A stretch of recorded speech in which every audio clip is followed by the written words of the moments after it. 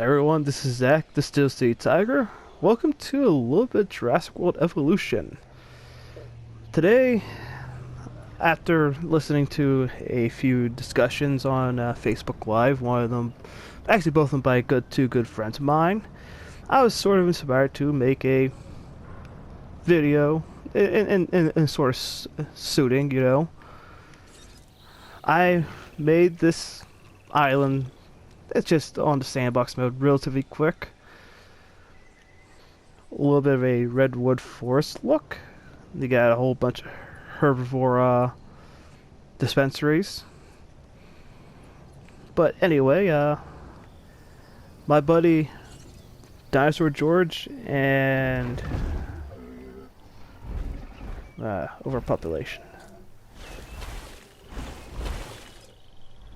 That's part of the connoisseurs on the game. They are very, very picky when it comes to population. I should have added that, but oh well, that's besides the point. They're not the ones I'm here to talk about. I was just showing you the types of dinosaurs we have here. We got Triceratops, we got Iguanodons, and Ankylosaurus. Everything lines up to be around 65 million years ago, wouldn't you say? Well, that's kind of ironic because I got these two bad boys ready to release. These were the inspirations to me to do this video today.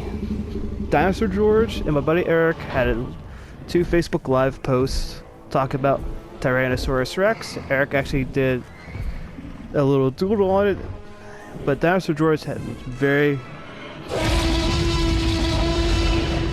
I was letting that thing roar real quick. Very, very informative.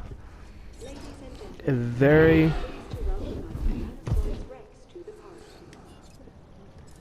very informative on T-Rex.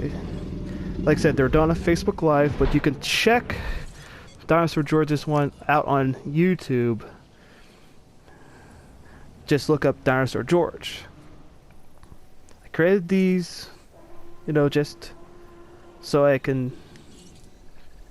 This is a game always comes around to mess around a bit. Where are you going? Who are you hunting?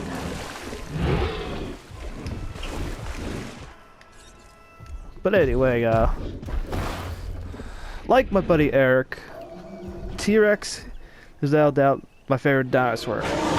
And it's probably because of this franchise, Jurassic Park.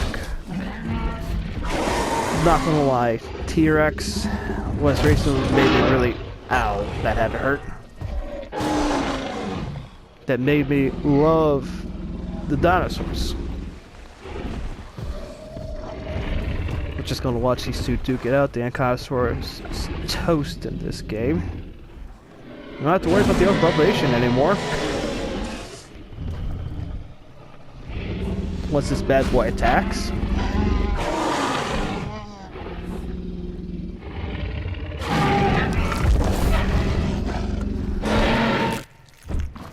Kill shot right there. But anyway, we're going to go out, look about. This is just the normal skin color for the game. But anyway, just getting off topic. Well, you should have eaten it. That's your food. Nope, I think the other one's going to scavenge on it now. No?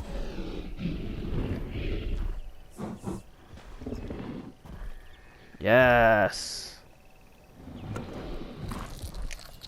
Anyway, Jurassic Park led to my love of dinosaurs, but it transformed from a love of dinosaurs to a love of all wildlife.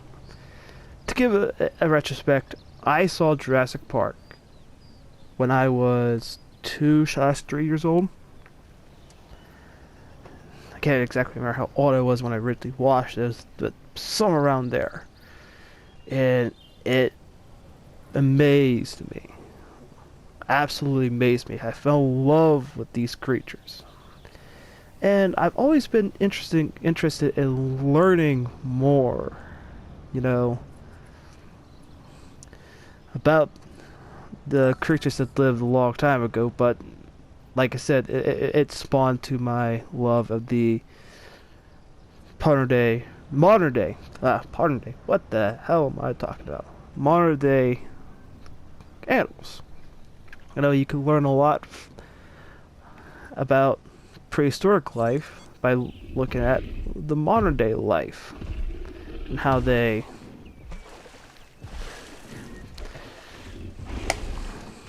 hunt and interact with everything else. So you got a glimpse into the window of things that lived that long ago in modern day life, which actually brings up to a point I was going to talk about.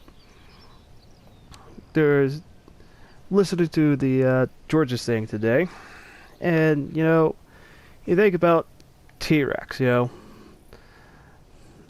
we don't know if this thing was a solitary predator or lived in a pair grouping. It could easily have lived in a pair grouping, a mate for life, per se. These two are just going to duke it out right now, even though their social group is meant to be two. I edited that for the game. You bastards.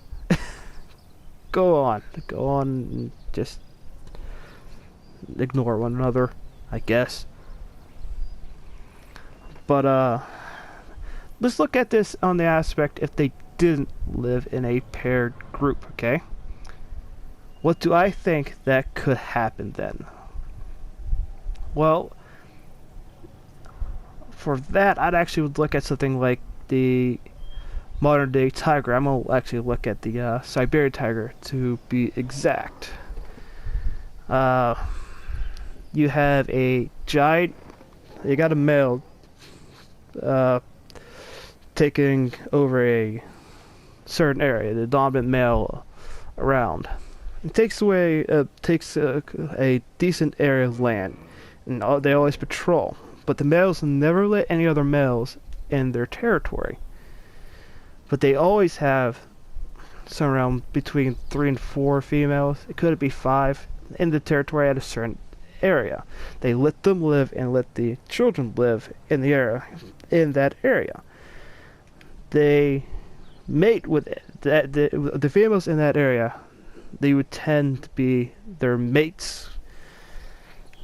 Not just one of them, all of them.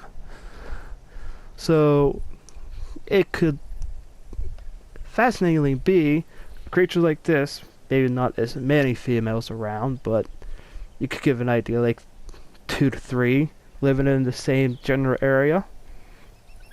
And the only ones that it lets live its mates that it's mated with and the offspring. So it could continue its lineage. But at the same time, it could have lived in a group, a pair, which would make it easier to take care of the young, easier to hunt. You could use a team aspect hunting techniques and everything else. So, uh-oh, something's dead. Someone got eaten. You attacked the iguanodon and did not eat it. You're alone with your mates over there. Probably a bad idea putting it up without the fences, but it is what it is. I wanted it to be as close as we could get to, you know, just showing everything without the fences and everything else. Where's the big boy? Where's the big boy? Hunt something. Damn it. Gave you enough out there to hunt.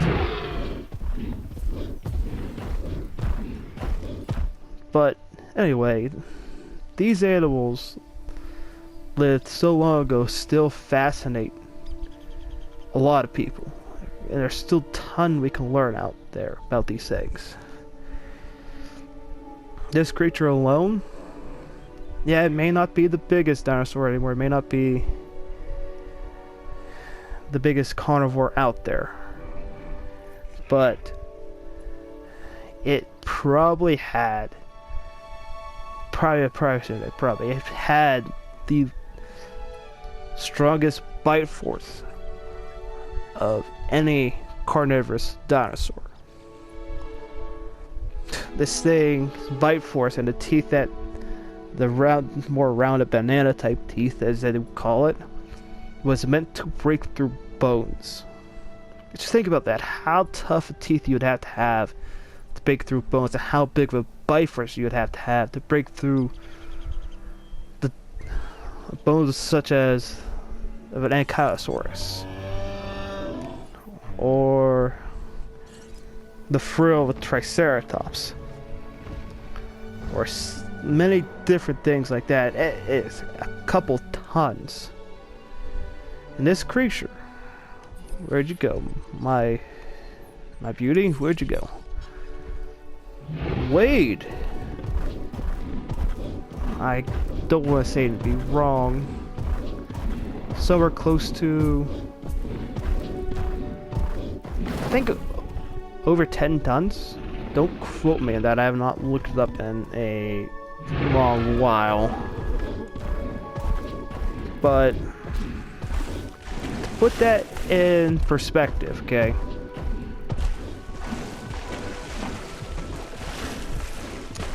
A average car is 2,000 pounds. That's about 1 ton, you know. I work in a warehouse with a equipment that weighs 5 tons. So this thing's easily double that, and could even go up to a little bit heavier than that. To think that a creature like this roamed the same earth that we all do now. Yeah, you're uncomfortable. Your mate's over there getting a drink, whatnot. Of course, nothing ever goes as planned, fortunately. But like I said before, these things started my love with modern day wildlife. And then you go on to people like Steve Irwin, who did stuff to teach about anything and everything with all the wildlife.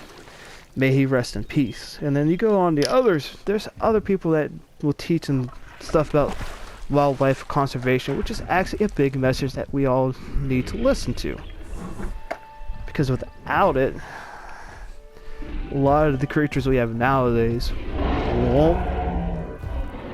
won't last. We as humans overhunt and over deforestation and everything else. It's just a sad thing to see. Well, let's see what everyone else is doing. You guys are fine. Nope, can't see you in the thick trees right there. Let's see what the leader's doing. That's a cool looking one right there. Which one's that? That is the coastal skins on this game. Pretty badass, if I don't say so myself. This was just gonna be a little short video. It might be just a little rambling. Sorry about that. It's not like my normal things I do. Later on, I actually meant to get back to this game and upload stuff for the channel. Maybe do a second playthrough after I get some of the other things unlocked, just cosmetic skins and different rides and whatnot. Well, not necessarily rides, stuff you could do for your parks. I just decided to make this a quick little video. As like I said, inspired by two of my friends. It's not much, it's not as much as you would learn from them. Definitely check them out if you get a chance. Especially George. You can, like I say, you can look him up at Dinosaur George on YouTube. And you can learn a whole bunch. Like I said, that the T-Rex lesson today was amazing. But this is just a little preview of what another game I'll be doing on this channel. Yes, little rant and raving, not rant and raving, but little talk about certain things, you know. But we're going to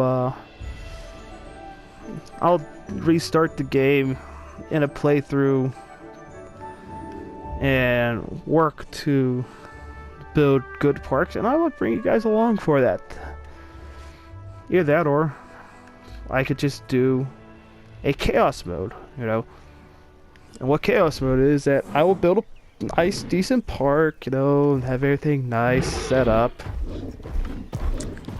And then we will open the gates and watch the havoc that's gonna go about. You're just roaming.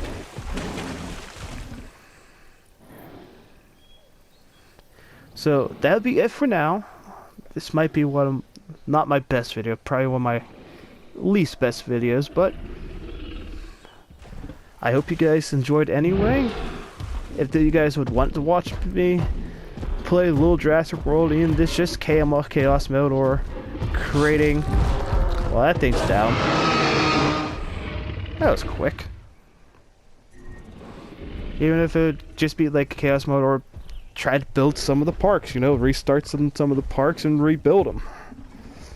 You know, I'm all up for anything.